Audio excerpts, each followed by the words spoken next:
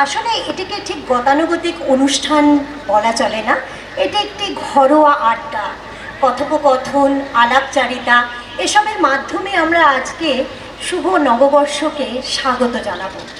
বহাগ মানে বিহু, অসমীয়াৰ প্ৰাণ। এই বিহু আমাৰ মাজত, প্ৰতিজন অসমীয়াৰ মাজত গাৰ ৰুমে ৰুমে আমাৰ তেজত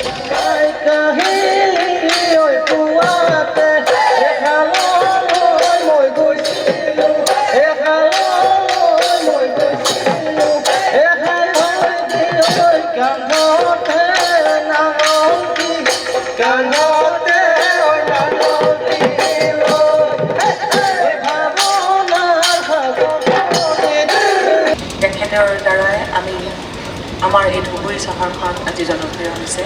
তেখেতে গোৱালপৰীয়া সংস্কৃতিটোক এটি বিশেষ স্থানলৈ লৈ গৈছে, লগতে বিশ্বৰ দৰবাৰত প্ৰতিষ্ঠা কৰিছে।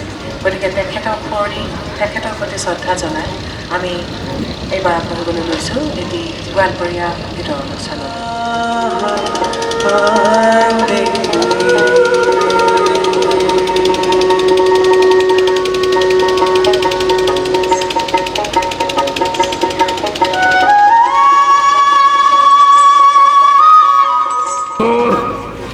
তিতিকে লোকটার নশ্বর দেহা নারল কথাগুলেন গেছে লয়া শিলের রেখার মতো হয়া। তারও মেলা আগতে এথেন্স একাডেমির বারান্দাতে তুমি যেন কোনোবা দূৰ বিদেশৰ স্বপ্নাটোৰ আলোকৰ মালি, আৰু মই যেন তলসৰা এটা শেৱালি।